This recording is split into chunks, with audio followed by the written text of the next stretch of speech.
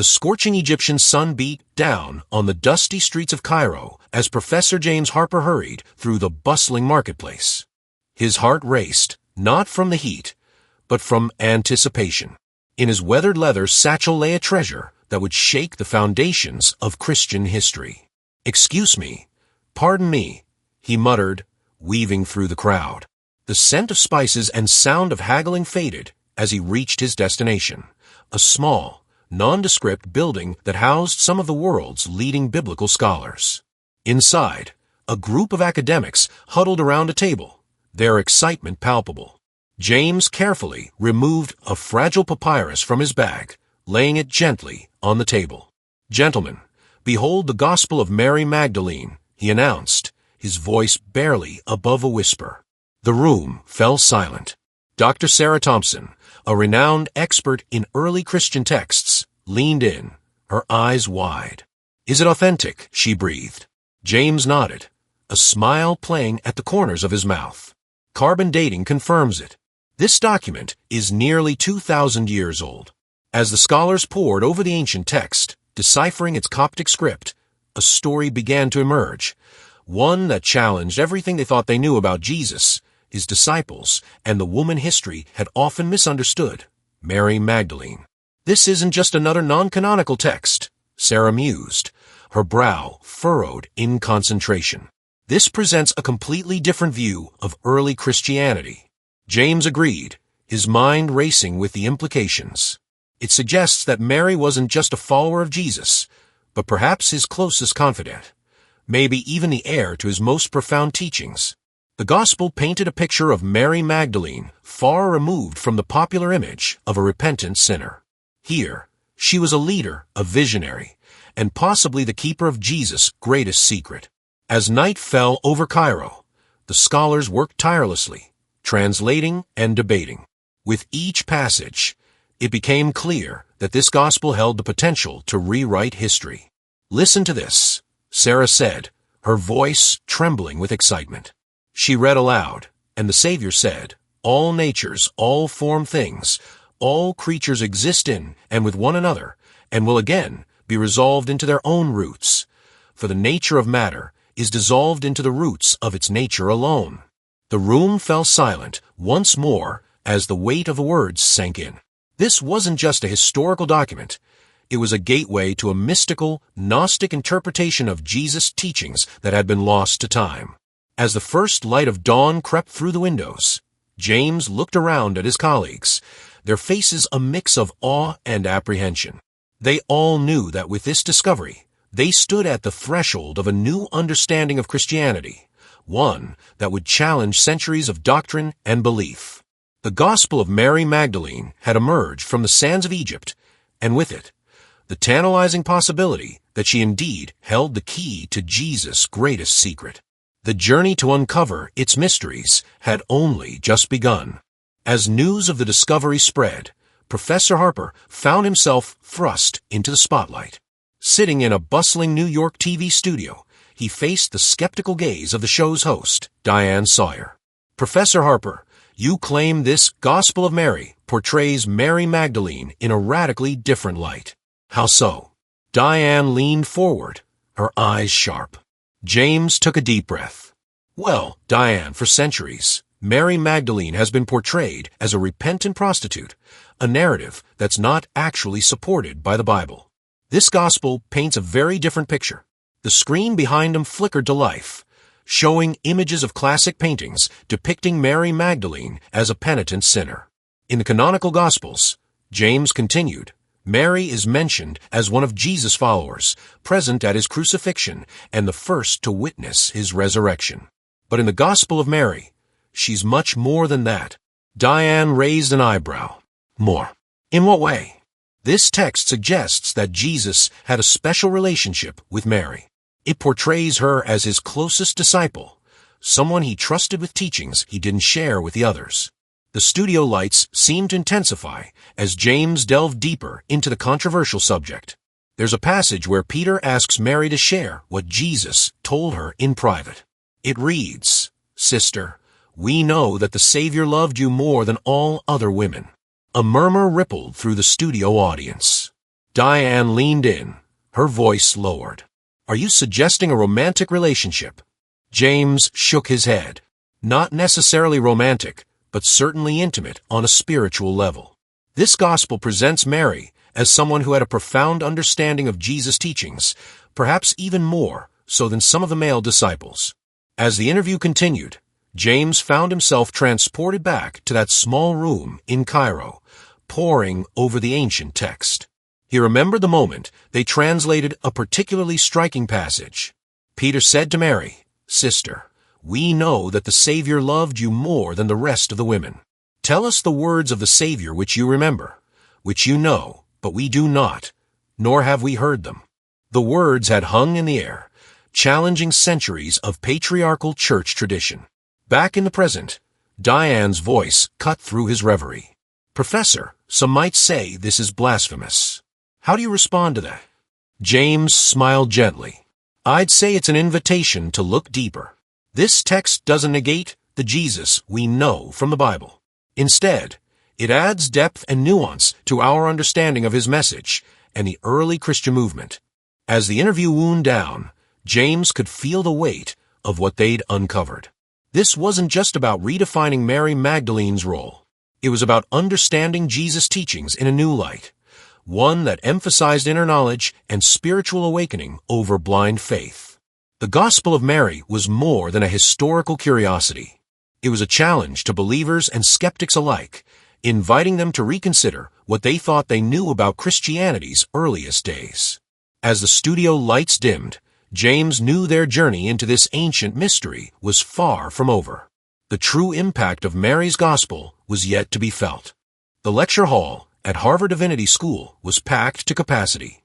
Professor Sarah Thompson stood at the podium, her laser pointer dancing across the projected image of the Gospel of Mary. "Ladies and gentlemen," she began, her voice steady despite her racing heart, "what we're looking at here isn't just another historical text. It's a window into a radically different understanding of Jesus and his teachings." The audience leaned forward, a mix of scholars, students, and curious members of the public. Sarah clicked to the next slide, revealing a passage from the Gospel. In this text, Jesus isn't portrayed primarily as a sacrificial Savior, but as a spiritual guide. Listen to this. The Savior said, "All nature, all formations, all creatures exist in and with one another, and will be resolved again into their own roots." She paused, letting the words sink in. This isn't the language of sin and redemption we're used to. It's a mystical teaching about the nature of reality itself. In the front row, James Harper nodded encouragingly. Sarah took a deep breath and continued. The Gospel emphasizes the concept of inner knowledge, or gnosis. It suggests that salvation comes not through faith alone, but through a deep, personal understanding of spiritual truths. She clicked to a new slide, showing Mary Magdalene surrounded by the disciples. According to this text, Mary had a special vision, a revelation from Jesus that the other disciples didn't receive. When she shares it, some are skeptical, even hostile. Sarah's voice grew passionate as she read from the text. Andrew answered and said to the brethren, "Say what you wish to say about what she has said." I at least do not believe that the Savior said this, for certainly these teachings are strange ideas. The room was silent, hanging on every word. Sarah looked up, her eyes bright. But Peter asks Mary to continue, saying, "Sister, we know that the Savior loved you more than the rest of women. Tell us the words of the Savior which you remember, which you know, but we do not, nor have we heard them." As Sarah delved deeper into Mary's vision, describing a soul's journey through cosmic realms, overcoming spiritual obstacles, the audience was transfixed. This wasn't the Christianity they knew from Sunday school. It was something older, stranger, more mysterious. What we're seeing here, Sarah concluded, is a form of early Christianity that emphasized personal spiritual experience over institutional authority. It suggests that Jesus' true teachings were esoteric, meant for those who could grasp their deeper meaning. As the lecture ended and the audience erupted into discussion, James made his way to the podium. "Brilliant job, Sarah," he said, his eyes twinkling. "You've given them a lot to think about." Sarah nodded, her mind already racing ahead. This is just the beginning, James. The more we uncover, the more questions we have. What if this really is the key to Jesus' greatest secret? As they left the hall, neither of them noticed the figure in the back, scribbling furiously in a notebook. The implications of their discovery were spreading, and not everyone would welcome this challenge to traditional Christian doctrine. The secret teachings of Jesus, hidden for centuries, were finally coming to light. But at what cost? The small chapel was dimly lit, its ancient stones seeming to whisper secrets of the past. Dr. Sarah Thompson stood before a diverse group of spiritual seekers, her eyes alight with passion as she delved into the heart of Mary's vision. Imagine, she began, her voice soft but compelling, a journey not of the body, but of the soul. This is what the Gospel of Mary describes, a cosmic voyage through realms of spirit. She gestured to a hand-drawn diagram on an easel, showing concentric circles representing different spiritual planes. Mary's vision speaks of the soul ascending through 7 powers, each one a test, each one a revelation. A middle-aged woman in the front row raised her hand. Is this like the idea of 7 heavens? Sarah nodded, smiling. Similar, yes, but with a twist. These aren't places of reward, but stages of understanding. Each power the soul encounters represents an attachment or illusion we must overcome. She began to pace, her energy infectious. The text tells us that the first power is darkness, the second desire, the third ignorance, the fourth excitement of death, the fifth is the kingdom of the flesh. As Sarah listed each power, the room seemed to darken and lighten, as if the very air was responding to the ancient wisdom. The attendees leaned in, captivated. But here's the key, Sarah continued, her voice dropping to a near whisper. Mary's Gospel suggests that these powers have no real hold over us. They're illusions, veils that obscure our true nature. A young man in thick-rimmed glasses spoke up. So, it's saying the material world isn't real. Not exactly, Sarah replied. It's more that the material world isn't the whole truth. The Gospel presents a view where spirit and matter coexist, but spirit is primary. She turned to a passage in the text. Listen to how Mary describes overcoming these powers. And desire said, I did not see you descending, but now I see you ascending. Why do you lie since you belong to me? The soul answered and said, I saw you. You did not see me nor recognize me. I served you as a garment, and you did not know me. The chapel fell silent, the weight of the words hanging in the air. Sarah let the moment linger before continuing. This isn't just ancient philosophy, friends. It's a roadmap for spiritual liberation. It's telling us that the key to freedom lies not in denying the material world, but in recognizing its true nature. As the session wound down, the attendees buzzed with questions and insights. Sarah felt a surge of excitement. This wasn't dry academic theory.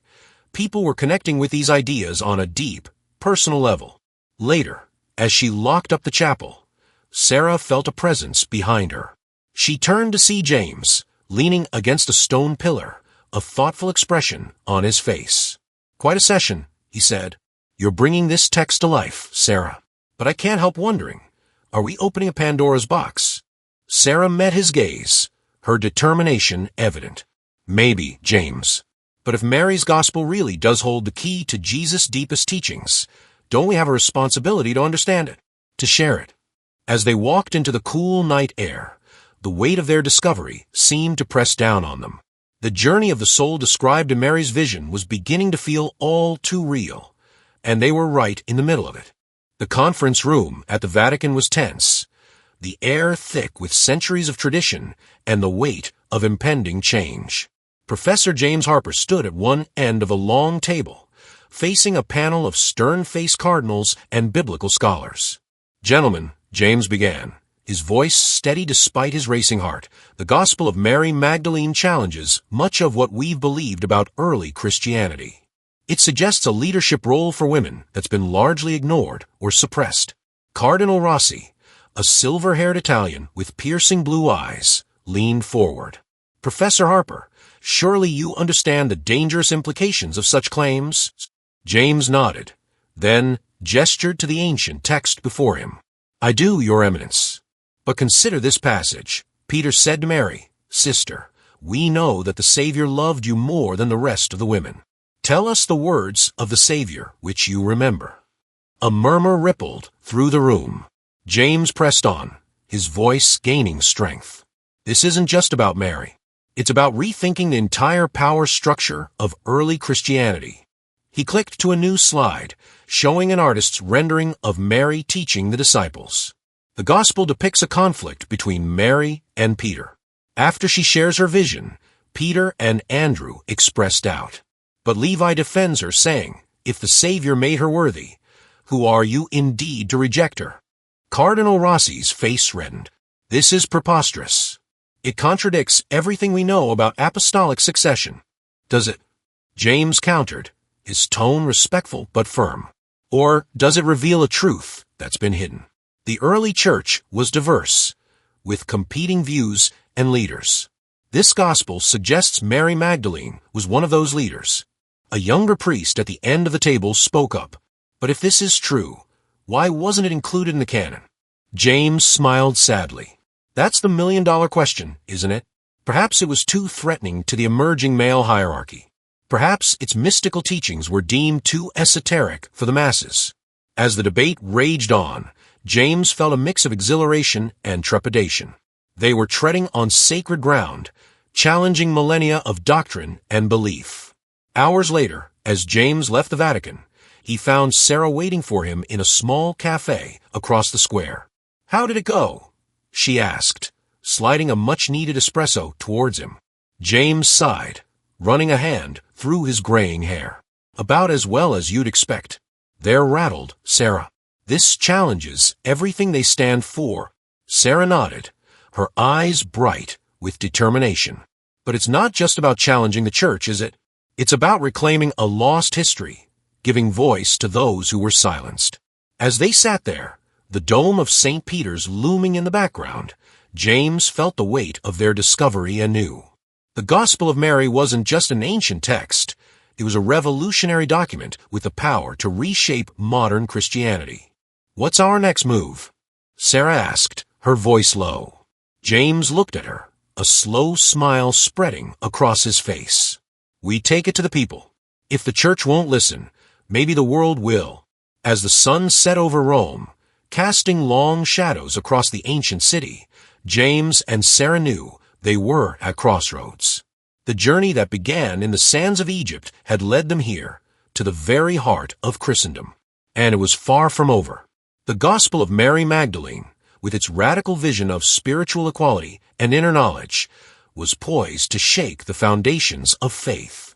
The question was the world ready for Mary's truth?